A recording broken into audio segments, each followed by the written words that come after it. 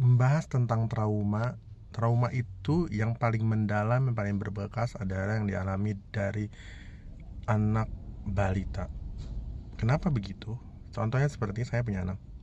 Dia waktu umur 5 SD itu ya, 5 atau 4 SD pernah masuk satu sekolah yang penuh dengan anak-anak yang suka membuli. Bahkan dia, momen paling dia tunggu adalah momen istirahat karena dia bisa sembunyi ya. Pada saat dia sembunyi itu pun dia harus tahu benar-benar tidak ditemukan oleh teman-temannya.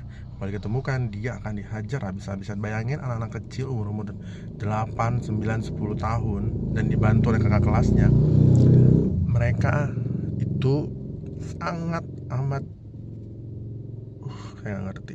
Saya kemarin tuh kalau lihat ya video orang yang dari daerah Sumatera sana yang bapak bawa anaknya terus dia menghajar teman anaknya karena mungkin anak ini berantem ya, dan dia nggak lihat tuh anak kecil. Saya baru ngerti bahwa trauma itu memang didapat dari lingkungannya, yang paling dekat itu adalah keluarga. Sama seperti kejahatan seksual atau pelecehan itu dilakukan oleh orang yang terdekat biasanya. Jadi kalau setiap dari kita tidak mengerti bagaimana cara mendidik anak dengan baik, anak itu saya selalu bilang bukan cukup dikasih makan dan dikasih sekolah. Anak itu harus ditemani, ditanya, harus dibimbing. Saya mungkin bukan orang yang sempurna untuk mendidik anak, tetapi saya sebisa mungkin sebenarnya mungkin belajar dari apa yang saya alami juga. Karena saya juga dari orang yang pernah mengalami hal itu gitu loh. Waktu saya kecil, waktu saya SD juga dulu saya pernah dipukulin sama teman saya sekolah, dia minta uang saya jajan. Jadi saya waktu itu pas pulang sekolah dia jegat saya, terus dia minta uang saya. Saya memang waktu itu tidak bawa uang, dia pukulin saya gitu loh, bayangin loh ya. Tapi sekarang anak sekarang lebih brutal karena mereka mainnya keroyokan. Mungkin satu lawan satu ya sayanya waktu takut. Tapi kalau sudah 5 atau 4 lawan satu itu trauma sekali. Terus si anak dia akan berusaha berani, tapi pada saat dia menghadapi lagi di kemudian hari situasi yang sama, dia bukan tidak berani, tapi dia bingung apa yang harus dilakukan. Jadi tugas orang tua ini bukan yang ngungkit pada saat si anak ngadu ke rumah bahwa, "Ma, Pak, aku tadi dipukul." Untuk anak bicara saja itu sesuatu yang sudah keputusan yang sangat luar biasa. Karena si anak yang biasa dirundung ini itu biasanya tidak berani mengadu karena dia akan takut, karena dia diancam kalau kamu ngadu gitu. Karena dulu anak saya juga dia habis katanya saya balik dari asramanya, dia itu besoknya langsung dipukul. Katanya kamu ngadu apa gini gini gini gini gitu. Pokoknya dipukul lagi. Jadi dia takut. Dan dia tidak ada ekspresi bahagia, dia tidak ada ekspresi senang, dia ekspresinya ketakutan. Jadi saya berusaha menutupi trauma itu dengan membuat dia bahagia di kemudian harinya. Jadi pada saat saya keluarkan dari sekolah itu, saya cari sekolah yang baik untuk dia memulihkan traumanya.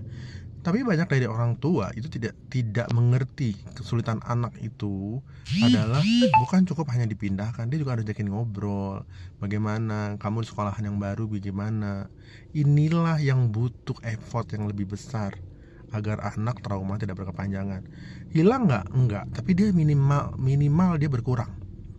Tapi kalau dia berantem nanti terus kita ingetin lagi, dia akan nangis karena dia mengingat dulu dia tersiksa, dia dihajar gitu loh. Dia tidak bisa ngadu ke siapa-siapa, bahkan di sekolah pun dia mengadu bahwa itu dia cuma dibilang ya udah gitu. Bahkan kita orang tua kasih tahu sekolahan cuma bisa bilang namanya juga anak-anak. Inilah yang saya bilang, kita dari awalnya tuh pendidikannya, mental health-nya itu kurang untuk anak-anak. Cara mendidik kita cuma bisa bikin anak, kita cuma bisa ngasih makan dan sekolah. Tapi cara memberi mereka penghidupan yang lebih baik secara mental, hati dan pikiran mereka itu kurang. Bukan kurang, bahkan tidak bisa.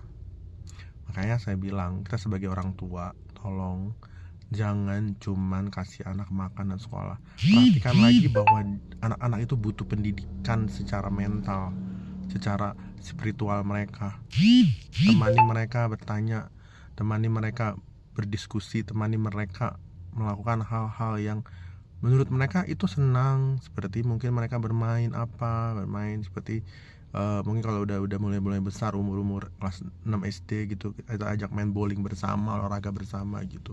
Kebersamaan itu yang tidak bisa dibayar dengan apapun, dan itu juga membuat kenangan bagus, kenangan memori yang sangat indah buat mereka gitu.